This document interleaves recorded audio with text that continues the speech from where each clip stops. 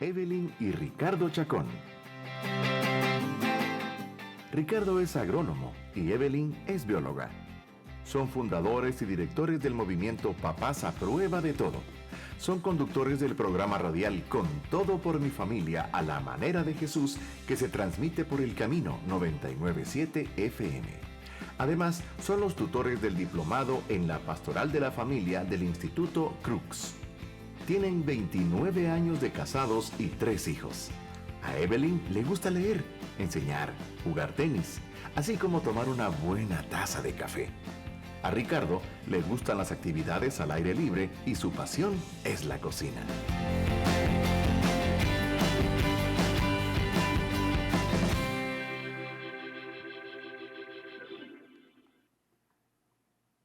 ¿Está en crisis la familia? Eso preguntaba ahorita Carolina y nosotros con Evelyn pensábamos, ¿será que está en crisis la familia? Creo que todos aquí podríamos decir sí, pero lo que nos interesa es averiguar si está en crisis la familia, ¿por qué está en crisis? No solo decir sí porque la sociedad tiene la culpa, sí porque los medios tienen la culpa, sino ¿por qué está en crisis? Y queremos ir a Salmos 11:3, que dice, cuando los fundamentos de la ley y del orden se desmoronan, ¿qué pueden hacer los justos? La realidad en este tiempo es alarmante y las estadísticas nos abruman y nos confunden y también nos asustan. Veamos algunas. 1 de cada 3 mujeres menores de 25 años buscan pornografía por lo menos una vez al mes. Sobre la frecuencia de consumo, podemos decir que el 70% de los jóvenes han visto pornografía en los últimos 30 días. El porcentaje de chicos es del 81.6% que han consumido pornografía y el de las chicas un 40.4%.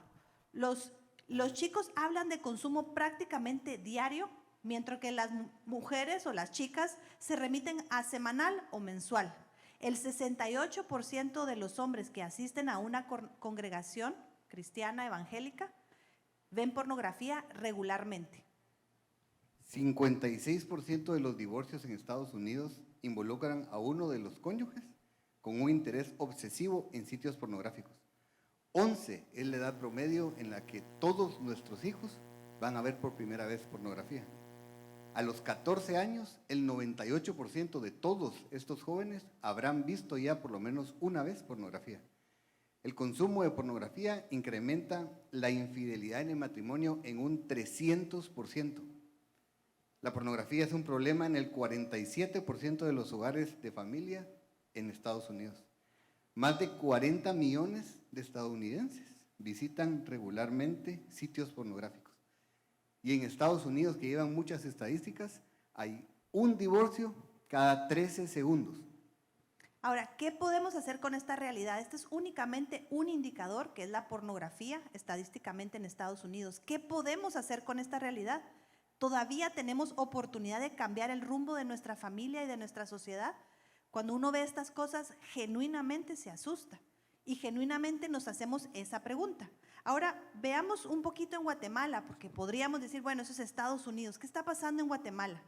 En el caso de los divorcios, se presentan otra variación.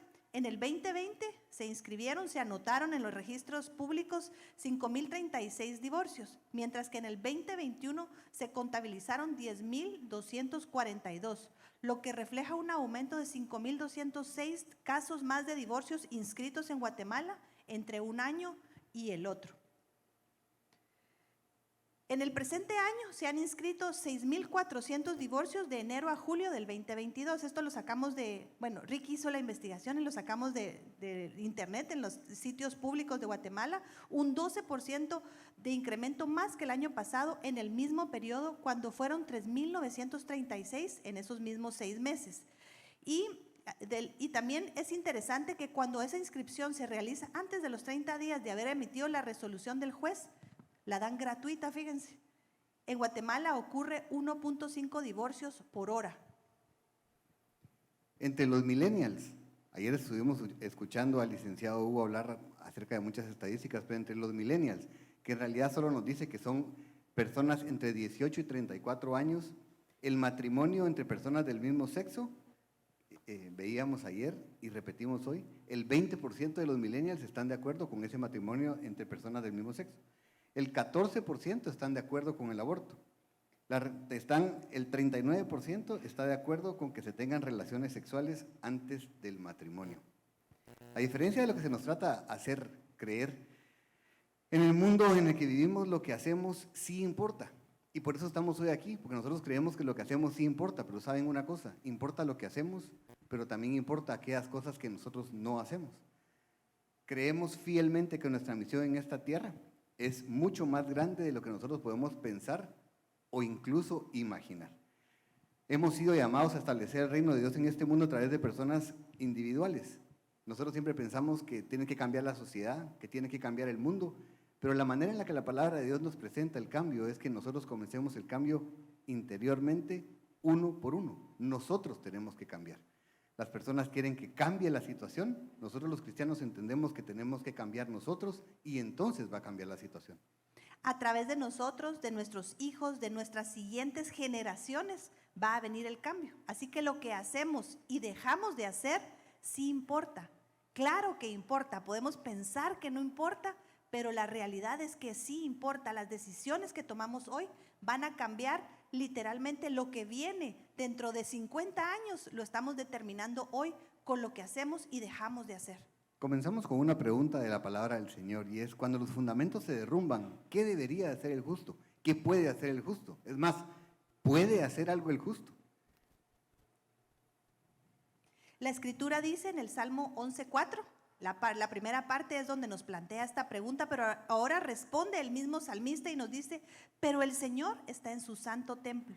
El Señor aún gobierna desde el cielo, observa de cerca a cada uno y examina a cada persona sobre la tierra. El mismo salmista se plantea la pregunta y él se responde y nos dice: el Señor sigue en su trono y está observando.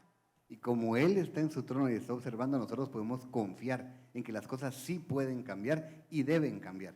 ¿Qué podemos hacer los justos? Es confiar en que Él está en su trono y nosotros tenemos que hacer la parte que nos corresponde. Ahora, ¿qué sucede cuando la Biblia deja de ser el fundamento de nuestra sociedad, de nuestra familia, de nosotros como individuos? Sucede lo que estamos viendo. Nosotros lo que hemos hecho es tomar a Dios y lo hemos hecho a un lado y hemos dicho: ok, no queremos fundamentar lo que creemos en Dios, mejor pensemos en que una idea humana puede ser una mejor opción. Eso es lo que está haciendo la sociedad y nosotros, sin darnos cuenta como cristianos, hemos caído en la misma corriente. Creer que lo que Dios nos presenta es obsoleto, hablar de la familia tradicional como algo que ya es obsoleto, o nos corresponde a nosotros venir y regresar a Dios al lugar que le corresponde, que es el centro. Dios sabe lo que nosotros tenemos que hacer. Dios nos presenta un diseño perfecto en cuanto a la familia y la sociedad, y por eso nosotros tenemos que devolver a Dios al lugar que a Él le corresponde. Y queremos hacer muchas preguntas porque creo que eso es lo que nos ha estado pasando. No nos estamos preguntando las cosas, sino que nos vamos con la corriente. Sin la Biblia como fundamento, ¿quién establece las bases de la familia? ¿La ciencia? ¿La cultura? ¿La norma? ¿La moda? ¿Será sabio descalificar a Dios como autoridad y decidir confiar en ideas humanas, como nos decía Ricky? ¿Será sabio creerle a una ciencia que primero nos dicen es malo comer huevo, después nos dicen no es tan malo, después nos dicen que el colesterol, ciencia que está fundada en datos que pueden cambiarse y manipularse? ¿Estamos dispuestos a esperar años para averiguar si estas nuevas ideas van a tener efectos secundarios negativos a largo plazo, como podría ser el experimento social que se llama divorcio? Queremos cargar nosotros con la responsabilidad de las vidas y de las familias que se echen a perder durante este periodo de prueba. Todo cambio real y sostenible comienza por nosotros mismos. Es un cambio individual. Es un error pensar en un cambio social si no entendemos la necesidad de una transformación que comienza en nosotros mismos. Y saben una cosa, tenemos mucho más influencia de lo que nosotros creemos. El enemigo ha querido hacernos creer que nosotros no tenemos influencia ni en nuestra familia, pero nosotros tenemos muchísima más influencia de lo que ustedes y nosotros podemos imaginarnos. Ahora quiero decirles algo. Vimos estadísticas de los millennials, vimos estadísticas que asustan, pero ¿saben una cosa? También se les preguntó a los millennials en Guatemala, y lo veíamos el día de ayer, ¿qué tan importante es la religión en su vida? Y estos millennials respondieron en un 76% que la religión era importante para sus vidas. Ahora, si yo les hubiera hecho esta pregunta antes de leer las estadísticas, ustedes no podrían creer esas estadísticas. Y si les hubiéramos leído esas estadísticas y no les dijéramos que el 76% de los millennials creen que la religión es importante, jamás se hubieran imaginado que para ellos era importante. Porque hay una incongruencia, ¿o no? Si yo digo que para mí la religión es importante, ¿será que es posible entonces creer en que el aborto es algo bueno? ¿Será que es posible creer en que el matrimonio entre personas del mismo sexo es algo bueno?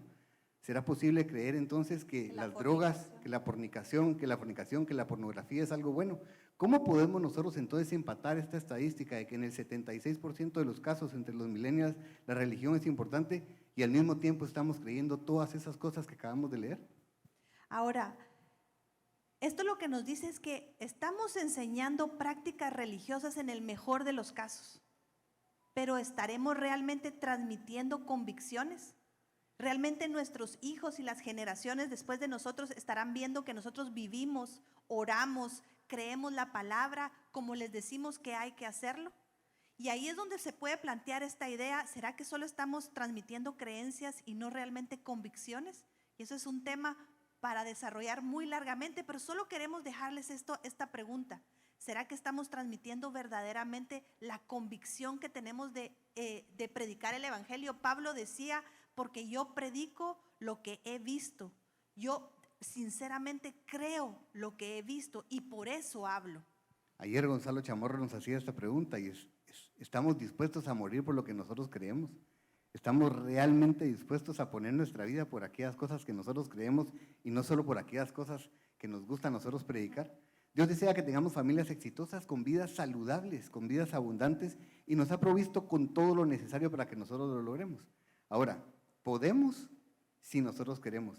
Y ¿saben una cosa? Perdemos únicamente si nosotros lo permitimos. Y lo permitimos cuando nosotros no nos preparamos para hacer la diferencia. Y es lo que nos ha pasado a nosotros en este tiempo. No nos hemos preparado para poder hacer la diferencia. Sí, nosotros decimos que somos reactivos, aquí en Guatemala somos chapuceros, le entramos a las cosas ahí con un poquito de duct tape o masking, solo para que aguante el ratito, ¿verdad? Realmente no estamos siendo activos, sino somos muy pasivos, estamos esperando que alguien más nos resuelva, que la iglesia resuelva, que el colegio o la escuela resuelva, que el gobierno resuelva. Y nosotros estamos siendo pasivos ante cómo estamos siendo avasallados por las ideas y la ciencia que nos dicen que el sistema de Dios no funciona. Y queremos terminar contándoles una historia. Hace unos años con Evelyn escuchamos a una persona que respondió a una pregunta muy complicada con una frase que marcó nuestros corazones y queremos compartirla con ustedes. Y esta persona, cuando se le preguntó algo determinante en cuanto a la familia y lo que había que hacer, él solo dijo: yo no seré como Lot. Cuando pensamos en Lot, ¿qué viene a nuestra memoria? Lot era el primo, sobrino de Abraham, había salido de la tierra de Ur con Abraham, había sido llevado con Abraham, había visto prosperar, tenía riquezas, tenía recursos, venía de abolengo para nosotros, ¿verdad? Pariente de Abraham, el padre de la fe. Lot lo tenía todo y sin embargo Lot eligió ir a establecer su familia a un lugar donde estaba siendo altamente contaminado. Y ustedes recuerdan la historia, y no tenemos tiempo para contarla con detalles, pero Dios se presenta con Abraham, llega y le dice: te voy a contar algo porque eres mi amigo y no te voy a esconder lo que tengo pensado hacer con Sodoma y Gomorra. Y le cuenta que iba a destruir la ciudad. Y cuando Abraham se entera de eso, él inmediatamente piensa en Lot, porque él amaba a Lot. Y le dice: no, Señor, ¿cómo va a ser posible? ¿Cómo los vas a destruir? Entonces le dice: ¿y vas a destruir a los justos junto con los injustos? Y después viene y le dice: Señor, ¿y si hubieran 50 justos en ese lugar? ¿Destruirías tú esa ciudad por 50 justos? Y Dios le dice: no, si hubieran 50 justos no la destruyo. Entonces comienzan las matemáticas. Ustedes pueden imaginarse aquellas caricaturas y ¿verdad? El globito de Abraham pensando. Y hay que ponerle atención, porque él no comenzó a tirar números porque sí, sino que en ese momento él dijo: no pienso que hayan 50 justos realmente. Entonces le dice: Señor, ¿y si hubieran 45? Y le dice: no, por 45 no los destruyo. Y entonces dice: no, ¿40? No los destruyo por 40. Señor, y perdóname que te esté haciendo este regateo, pero ¿y si hubieran 30? No los destruyo por 30. ¿Y 20? Y él haciendo sus números. No los destruyo por 20.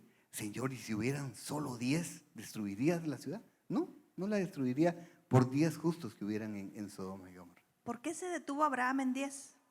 Y esto fue lo que nos impactó al escuchar este relato de esta persona que nos confrontó con esta frase. Porque Abraham, y esto es una suposición que hace esta persona y nos pareció muy interesante, Abraham supuso, bueno, Lot conoce la verdad, Lot está casado, ahí ya van 2, tiene 2 hijas, van 4, las hijas tienen esposos, van 6, sí, hice bien la suma, ¿verdad? Eran sus prometidos o sus novios. Entonces dijo, bueno, otros 4, digamos que sean sus empleados o su socio, a 10 seguro llegamos. Abraham segurito que a 10 sí ha logrado jalar al evangelio. Imagínense eso, Abraham haciendo sus matemáticas en su mente, decía, es eso, o sea, con 10 estoy tranquilo, ¿verdad? O sea, es eso, 6 de familia y 4 más que haya logrado alcanzar para Cristo en una ciudad. Hablando de Lot, que la Biblia nos dice que era una persona importante, que era influyente. Dice que se sentaba en las puertas de la ciudad a platicar con aquellas personas importantes. Entonces Abraham dijo, bueno, con 10 estoy tranquilo, Señor, ok, dejémoslo en 10. ¿Y qué sucedió con la historia de Sodoma y Gomorra? El Señor destruyó la ciudad. ¿Por qué? Porque no encontró 10 justos, 10 en la ciudad. Ahora la pregunta para nosotros sería, ¿vamos a ser nosotros como Lot? ¿Será que si el Señor viene el día de hoy y me pregunta si hay 10 justos en mi familia, los encuentra? Y el reto es este. Lot vivía en un lugar similar al que nosotros podemos estar viviendo. La cultura se estaba derrumbando, era lícito básicamente cualquier cosa, y Lot tenía la verdad, y sin embargo no la logró transmitir. Probablemente hacían sus servicios, celebraban las fiestas, tenían un culto a Dios, pero él ni siquiera logró convencer a su esposa, y a las hijas las arrastró. Y sabemos toda la demás historia de Lot. Pero es interesante porque Abraham tenía la convicción de que 10 podían librar a esa ciudad. Y esa es la pregunta de hoy. Si a nosotros nos preguntaran, como dice Ricky, si a nosotros el Señor nos dijera, hay 10 en el lugar donde tú estás para librar a tu ciudad, hay 10 justos. Y eso implica una convicción y una forma de vida diferente. Quiere decir que las hijas de Lot, los futuros yernos de Lot, incluso la esposa de Lot, no creían lo que él creía. Y entonces, ¿cuál es ese papel que nosotros jugamos? ¿Podremos nosotros hacer la diferencia o estamos esperando que alguien más la haga? Porque creo que es abrumador y es patente que la familia y la sociedad está en crisis. ¿Y cuál es nuestro papel? ¿Qué vamos a hacer nosotros? Por eso comenzamos con esa pregunta. ¿Será que está en crisis? Y les decíamos desde el principio es eso, les aseguro que cuando lo preguntamos, todos pensamos sí está en crisis, pero por razón de alguien más, por la culpa de alguien o de algo más. Así que nosotros el llamado que traemos hoy para ustedes es que como familias debemos prepararnos para poder transmitir la verdad del Evangelio a nuestros hijos. No basta con creer, no basta con saber nosotros la verdad, tenemos que ser lo suficientemente intencionales para poder compartir y transmitir lo que nosotros creemos a las siguientes generaciones. Porque si no lo hacemos, nuestros hijos no van a conocer a Jesús como Señor y Salvador y no van a poder vivir una vida abundante. ¿Por qué? Porque nuestros hijos no son cristianos, porque hayan nacido en un hogar cristiano. Cuando yo me convertí, mis hijos no se convirtieron conmigo. Mis hijos tuvieron que hacer una decisión personal y eso es lo que nosotros necesitamos hacer. Así que la idea del día de hoy es que ustedes se vayan con esta pregunta. ¿Van a ser como Lot? ¿Vamos a ser nosotros como Lot? ¿O vamos a ser nosotros como Abraham? Vamos a hacer nosotros, vamos a cumplir el llamado que Dios nos puso a cada uno de nosotros con nuestra familia y con la sociedad que nos rodea.